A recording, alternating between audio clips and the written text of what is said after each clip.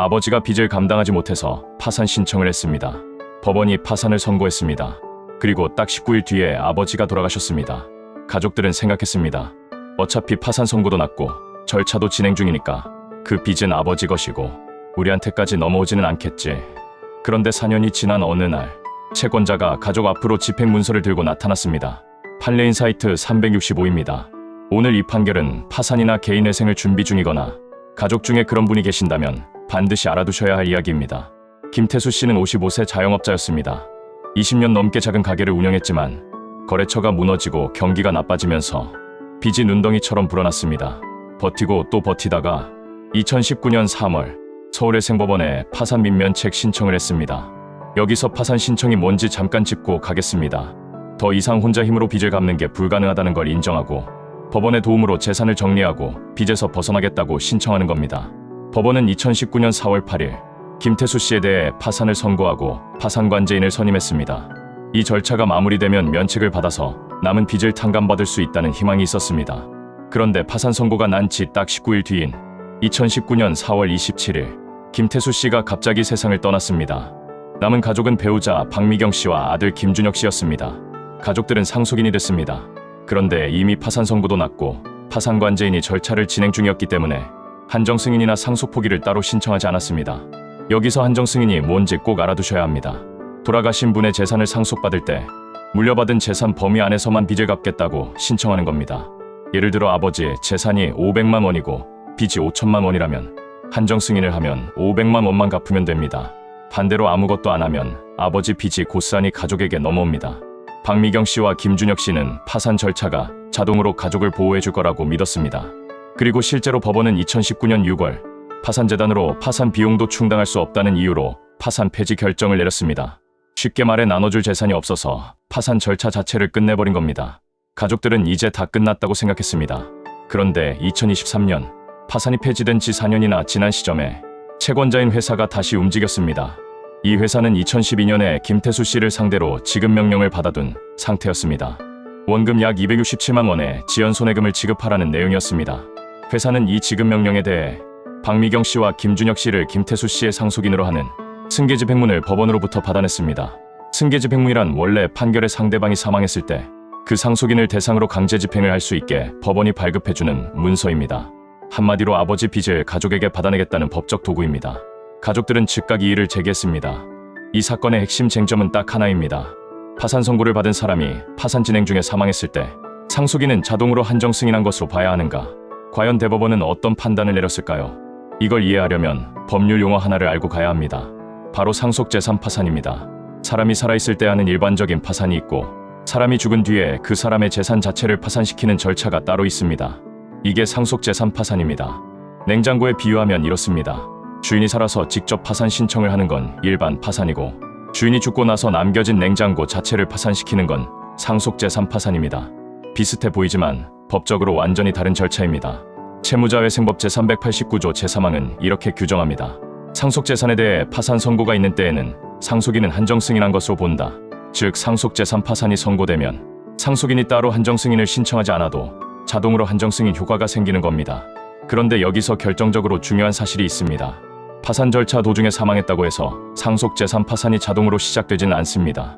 기존 파산 절차가 이어지는 것과 상속재산에 대한 새로운 파산 선고는 완전히 다릅니다. 상속재산 파산이 되려면 별도로 신청해야 합니다. 가족들은 바로 이 조항을 근거로 주장했습니다. 아버지가 파산 선고를 받은 상태에서 돌아가셨으니 이 조항이 직접 적용되거나 최소한 유추해서 적용해야 한다고요. 그런데 여기서 한 가지 더 짚어드려야 할 게 있습니다. 시청자분들 중에 이런 의문을 가지시는 분이 분명 계실 겁니다. 파산 절차가 아직 폐지되지 않고 진행 중일 때 채무자가 사망하면 그 파산이 자동으로 상속재산 파산으로 바뀌는 거 아닌가요? 정말 날카로운 질문입니다. 하지만 대답은 아닙니다입니다. 채무자회생법 제309조는 이렇게 말합니다. 파산 선고를 받은 채무자가 사망한 경우에는 파산 절차는 파산재단에 대하여 계속 진행된다. 이 말의 핵심은 파산재단에 대하여입니다. 파산관제인이 기존 파산재단을 청산하는 절차가 이어진다는 뜻이지 새로운 상속재산 파산 절차가 시작된다는 뜻이 아닙니다. 여기서 결정적인 차이가 생깁니다. 파산재단은 파산 선고가 난 그 순간에 이미 확정됩니다. 그 이후의 재산 변동은 파산재단에 포함되지 않습니다. 그러니까 채무자 사망 이후의 상속관계는 기존 파산재단과는 완전히 별개의 영역입니다. 파산 절차가 끝까지 진행돼도 결과는 달라지지 않습니다. 파산재단으로 변제된 부분은 소멸하지만 파산재단으로도 갚지 못한 나머지 채무는 그대로 상속인에게 넘어옵니다. 가장 중요한 사실은 이겁니다. 파산 절차가 진행 중이더라도 사망일로부터 3개월이라는 시간은 멈추지 않고 흘러갑니다. 그 3개월 안에 한정승인이나 상속 포기를 하지 않으면 파산이 어떻게 끝나든 상속인은 모든 빚을 떠안게 됩니다. 파산 절차와 상속 절차는 나란히 달리는 두 개의 선로입니다. 한 선로가 달리고 있다고 해서 다른 선로가 자동으로 멈추거나 합쳐지지 않습니다. 상속인은 반드시 자신의 선로 위에서 직접 움직여야 합니다. 1심 서울동부지방법원은 가족의 이의 신청을 기각했습니다. 이 조항은 적용되지 않는다고 봤습니다. 원심도 마찬가지였습니다. 기각이었습니다. 가족들은 포기하지 않고 대법원에 특별항고를 했습니다. 조항이 직접 적용 안 된다면 유추 적용이라도 해야 한다고 주장했습니다. 대법원의 답은 명확했습니다. 채무자회생법 제389조 제3항은 사망한 사람의 재산 자체에 파산 선고가 난 경우, 즉 상속재산 파산에만 적용된다. 살아있을 때 파산 선고를 받고 파산 도중에 사망한 경우는 전혀 다른 상황이다. 유추 적용도 안 된다. 결론은 가족의 특별항고 기각이었습니다. 파산 선고를 받은 채무자가 파산 도중에 사망해도 상속인은 자동으로 한정 승인이 되지 않는다. 이후 두 파산은 파산재단 범위 이해관계인 구조 청산 목적이 모두 다르다. 한정 승인 간주 효과는 상속재산 파산에 한해서만 부여한 것이 법의 취지다. 그런데 이게 전부가 아닙니다. 이 판결이 진짜 중요한 이유는 따로 있습니다. 지금 파산이나 개인회생을 준비 중이신 분들, 혹은 그런 상황에 처한 가족이 있으신 분들이라면 지금 제가 하는 말을 꼭 기억해 두셔야 합니다. 오늘 판결 내 상황에 바로 적용하는 체크포인트 3가지입니다. 하나, 파산 중인 가족이 사망하면 파산 절차는 자동으로 상속인을 보호해주지 않습니다. 기존 파산이 상속재산 파산으로 자동 전환되지도 않습니다. 반드시 3개월 안에 한정승인 또는 상속 포기를 직접 신청해야 합니다. 기다리면 늦습니다. 3개월이 지나면 선택지가 사라집니다. 둘, 파산이 폐지됐다고 안심하면 안 됩니다. 파산이 폐지된 후에도 채권자는 상속인을 상대로 강제 집행을 할 수 있습니다. 파산 절차가 끝났다는 것과 비청구가 끝났다는 건 완전히 다른 얘기입니다. 셋, 빚이 재산보다 훨씬 많은 상태에서 가족이 사망했다면 상속재산 파산 신청도 방법 중 하나입니다. 파산 선고가 나면 상속인은 한정승인 효과를 자동으로 얻을 수 있습니다. 단 이 절차는 자동으로 진행되지 않고 별도 신청이 필요하며 절차 비용도 발생합니다. 반드시 전문가와 상담한 뒤 한정승인 상속포기 상속재산 파산 중 최선을 선택하세요.